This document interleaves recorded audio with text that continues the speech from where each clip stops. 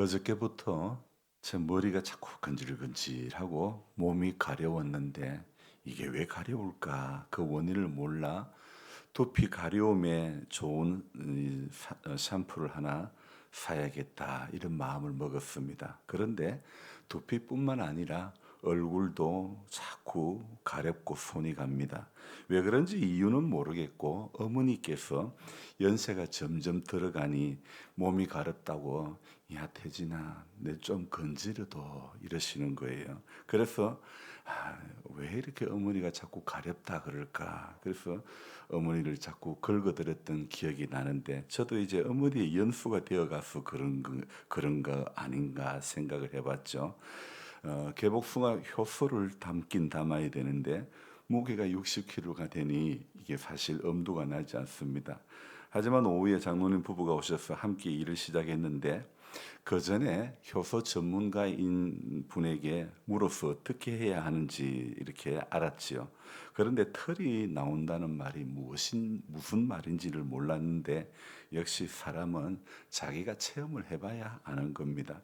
복숭아 표면에 아주 작은 그 털이 붙어 있는데 얼핏 보기에는 몰랐는데 그것을 물로 씻어서 뜰채로 떠보니 아주 노란 게 송화가루가 마치 날라앉은 것처럼 무슨 털이 그렇게 많은지 제 몸이 가려웠던 것이 바로 이 개복숭아 털 때문에 그게 원인이었던 거죠.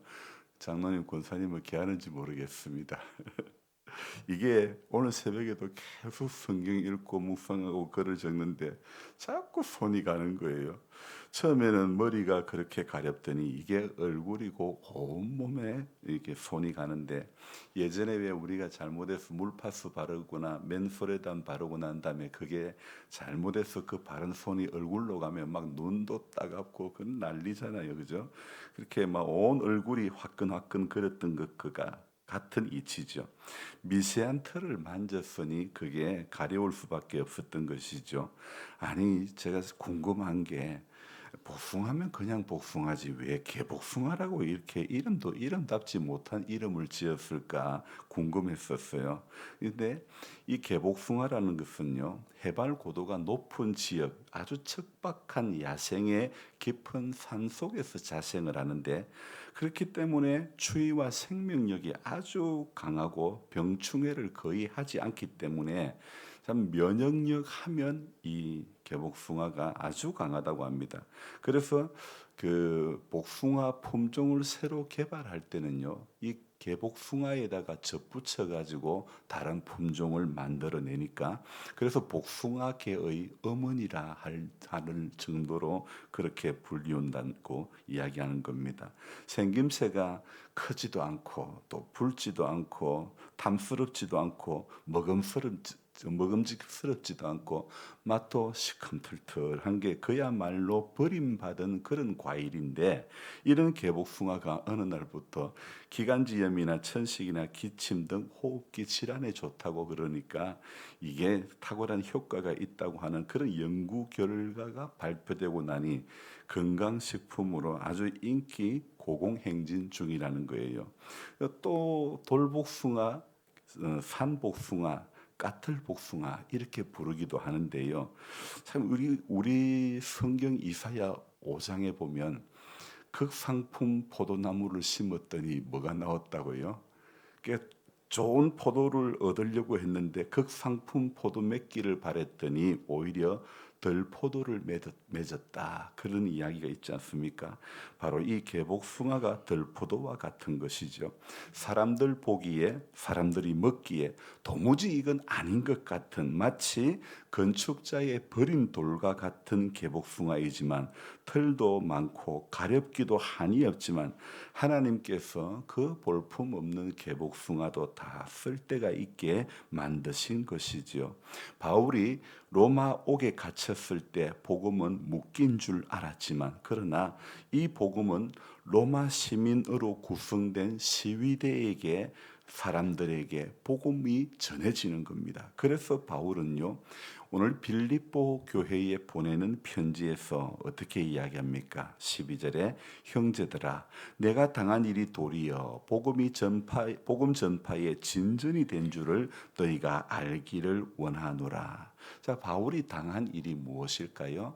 바울은 에베소서, 빌립보서, 골로새서, 빌레몬서는 바울이 감옥에서 옥중에서 쓴 편지라 그래서 이 네 성경이 옥중 서신이라고 하는데요. 빌립보 교회를 향해서 보내는 이 편지도 바울은 이게 옥에 갇혀서 이 편지를 보내는 겁니다. 그러니까 바울이 당한 일은 지금 바울이 옥중에 있는 그런 상황이라는 거죠. 그래서 바울은 옥에 갇혀 있었지만 바울 안에 있는 복음은 옥문을 넘어가는 겁니다. 마음껏 넘어가는 겁니다. 개복숭아도요 가만히 있지만 그것을 만진 사람들은 온몸에 온 얼굴에 이게 가려움을 야기시키듯이요 복음을 들은 자 복음을 만진 자는 반드시 반응이 나타나는 것입니다. 그래서 진짜 복음을 경험하고 나면 반드시 그 복음을 전념시키게 되는 역사가 일어나는 거죠. 그것을 우리는 복음의 능력이라고 말씀을 하는 겁니다. 로마의 깊은 감옥에 갇혀 있으나 세상적으로는요 인생 쫑난 거죠. 그러나 바울은 그 쫑난 상황을 오히려 복음 전하는 기회로 삼는 겁니다. 그리고 감옥을 지키는 그 사람들에게 복음을 전하는 거죠. 그래서 바울은 오늘 본문 23절에서 이렇게 고백하지요. 같이 읽어봅니다. 이러므로 나의 매임이 그리스도 안에서 모든 시위대 안과 그 밖의 모든 사람에게 나타났으니 그뿐 아니라 14절의 앞부분도 있습니다.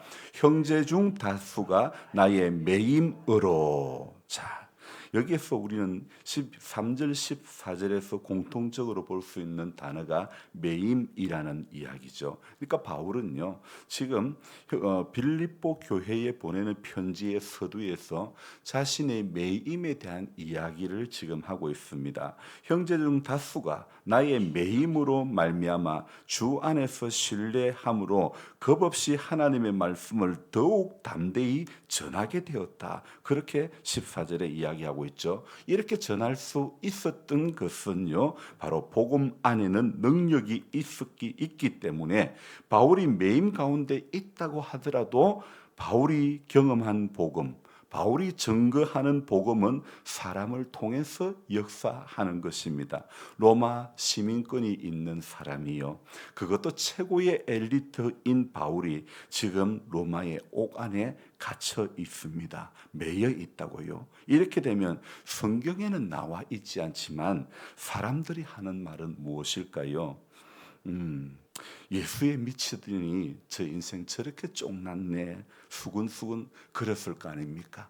새벽마다 교회 가더만은 저 인생 저렇게 쫑났네 그렇게 비난할 거 아닐까요? 하지만 여러분 도박에 미치고 술에 미치고 이성에 미친 사람은 끝이 허무해지지만 그야말로 쫑난 인생이 되고 말지만 정말 개복숭아 취급, 들포도 취급 당할 수밖에 없지만 그러나 복음에 미친 사람, 예수에 미친 사람에게는 반드시 하나님의 능력이 그 속에 역사하는 것입니다. 전에 잘 나가던 사람 바울이 삽시간에 가장 비루한 인생, 가장 비루한 상태가 되고 말았지만 그래도 바울은 복음을 전혀 부끄러워하지 않습니다. 그래서 얼마나 아름다운 고백을 합니까? 20절 같이 읽어봅니다. 나의 간절한 기대와 소망을 따라 아무 일에든지 부끄러워하지 아니하고 지금도 전과 같이 온전히 하여 담대하여 살든지 죽든지 내 몸에서 그리스도가 존귀하게 되게 하려 하나니. 잘 나가던 그 바울이 가장 비루한 상태가 되어도 바울은요, 나는 아무것도 부끄럽지 않다. 그렇게 이야기합니다. 이게 복음이 주는 능력이거든요. 복음은 현재 지금 자신의 상황 때문에 염려하거나 부끄럽지 않게 만듭니다. 왜 그렇습니까? 복음을 가진 사람이 기도하면 하나님께서 그 복음 때문에 그 사람의 상황을 역전시켜 주시기 때문인 줄로 믿습니다. 그러니 지난번에 우리 제 처제가 와서 불렀던 그 충만이라는 그 가사에 보면요. 이 가사가 우리에게 참 무척 인상인 것은요. 제가 가사를 다시 한번 읽어 드릴게요. 무명이어도 공허하지 않은 것은 예수 안에 난 만족함이라. 가난하여도 부족하지 않는 것은 예수 안에 오직 나는 부요함이라. 고난 중에도 견뎌낼 수 있는 것은 주의 계획을 믿기 때문이라. 실패하여도 일어설 수 있는 것은 예수 안에 오직 나는 승리함이라. 난 예수로 충만하네. 내 몸이 약해도 낙심하지 않는 것은 예수 안에 나는 완전함이라. 화려한 세상 부럽지 않은 것은 난 예수로 충만함이라. 세상 모든 것들도 부럽지 않네. 난 예수로 충만하네. 영원한 왕 내 안에 살아계시네. 난 예수로 충만하네. 세상 모든 풍파도 두렵지 않네. 난 예수로 충만하네. 영원한 왕 내 안에 살아계시네. 여러분, 정말 이 고백이 우리의 고백이 되어야 될 줄로 믿습니다. 가난하여도 부족하지 않는 것은 예수로 충만하면 그런 은혜가 있는 줄로 믿습니다. 무명이어도 공허하지 않는 거예요. 예수 안에 만족하면 그런 인생을 살 수 있을 줄로 믿습니다. 고난을 견뎌내는 것도요. 주의 계획이 내가 믿어지면 어떤 고난도 다 견뎌내게 되는 거 아닙니까? 내 몸이 약해도 낙심하지 않는 것은 예수 안에 나는 완전해지는 줄로 믿습니다. 이것을 고백할 때에 하나님께서는요, 오늘도 성경에 쓰여 있던 기적의 역사들을 내 안에서 내 인생의 여정 가운데서 이루어 가시는 줄로 믿습니다. 그러니 성도는요, 오늘 27절 말씀처럼만 살아가면 됩니다. 같이 읽습니다. 오직 너희는 그리스도의 복음에 합당하게 생활하라. 이는 내가 너희에게서 가보나 떠나 있으나 너희가 한 마음으로 서서 한 뜻으로 복음의 신앙을 위하여 협력하는 것과. 참 복음에 합당한 생활만 하면요, 쪽난 인생 같이 보여도, 쪽박난 인생 같이 보여도 예수 안에는 대박이 나는 인생이 될 줄로 믿습니다. 왜 그렇습니까? 복음이 대박이기 때문인 줄로 믿습니다. 복음이 능력이기 때문에 그런 것 아닐까요? 그러니 바울이 뭐라고 이야기합니까? 29절 끝에 이렇게 이야기합니다. 그를 위하여 고난도 받게 하려 하심이라. 예수 안에서는 고난도 능력인 줄로 믿습니다. 슬픔도 아픔도 모든 것이 변하여 마치 개복숭아가 그 안에서, 사람들은 개복숭아를 과일로 취급하지 않지만, 그러나 그 개복숭아 안에는 감추어진 비밀이 있지 않습니까? 호흡기 질환에 아주 좋은 것처럼요. 사람들이 그래서 가렵고 보잘것없고 색도 나도 않는 이런 거 과일 취급하지 않지만은, 그러나 하나님께서는 그 과일 취급당하지 않는 그 들포도와 같은 개복숭아 속에 하나님의 진리는 그런 데 담겨져 있는 거거든요. 그래서 어제도 제가 말씀드렸지만은, 제가 밭에 가서 일하는 것도 천국은 마치 밭에 감추인 보화와 같아 이러는데요. 밭에서 땀 흘리 보면서 우리 항 집사님도 사과나무 농사를 지어가면서 몸은 힘들지만은 땀 흘리 보면서 아마 경험하게 되는 것들, 야, 심는 대로 거둔다더만은 정말 그렇게 액비치고 이렇게 하니 사과 맛이 이렇게 달구나, 이렇게 땅 속에서 정말 감추어진 보화들을 하나님은 발견하게 하시는 거예요. 자, 그렇기 때문에 우리는 예수 안에서 고난도 영광이 되고, 고난도 기회가 되고, 고난도 기적이 되는 줄로 믿습니다. 그래서 바울은요, 오늘 또 너무 귀한 이 편지를 빌립보 2장 1절부터 5절에 이렇게 빌립보 교인들에게 보내는 겁니다. 마지막으로 우리가 2장 1절부터 5절까지 읽고 마치려고 합니다. 같이 읽겠습니다. 그러므로 그리스도 안에 무슨 권면이나 사랑의 무슨 위로나 성령의 무슨 교제나 긍휼이나 자비가 있거든 마음을 같이하여 같은 사랑을 가지고 뜻을 합하며 한 마음을 품어 아무 일에든지 다툼이나 허영으로 하지 말고 오직 겸손한 마음으로 각각 자기보다 남을 낮게 여기고 각각 자기 일을 돌본 뿐더러 또한 각각 다른 사람들의 일을 돌보아 나의 기쁨을 충만하게 하라. 너희 안에 이 마음을 품으라. 곧 그리스도 예수의 마음이니. 아멘. 기도하겠습니다. 하나님 아버지, 마음을 같이하여 같은 사랑을 가지고 뜻을 합하여 한 마음을 품어 아무 일에든지 다툼이나 허영으로 하지 말고 오직 겸손한 마음으로 각각 자기보다 남을 낮게 여기라고 바울이 옥중에서 권면하고 있는 이 편지를 보면서 하나님, 오늘날 교회가 해야 할 방향이 바로 이것인 줄로 믿습니다. 바울 서신서는 오늘 교회들이 어떻게 하는 것이 교회의 나아가는 방향인지를 우리에게 보여주는 것 같습니다. 그래서 교회들마다 보내는 편지를 생각할 때마다 참 대할 때마다 바울은 어떻게 이렇게 복음적일까? 바울은 어떻게 이렇게 복음적인 편지를 썼을까?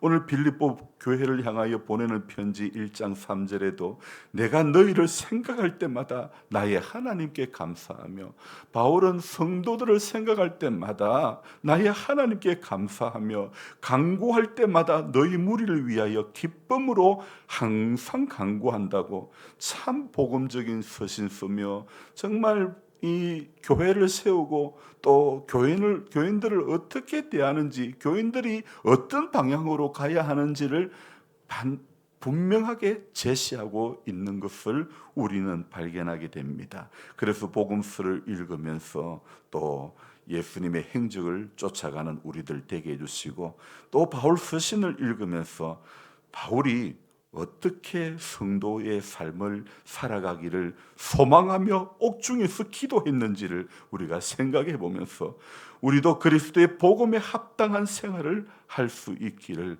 간절히 소망하며 그렇게 기도하며 나아가는 우리들 모두가 되게 도와주옵소서.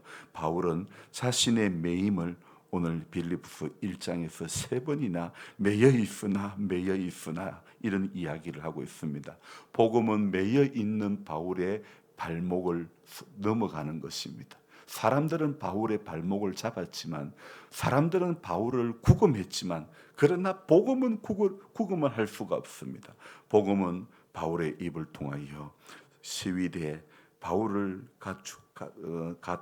가두고 있는 사람들의 그들의 입으로 다 전해지는 것입니다.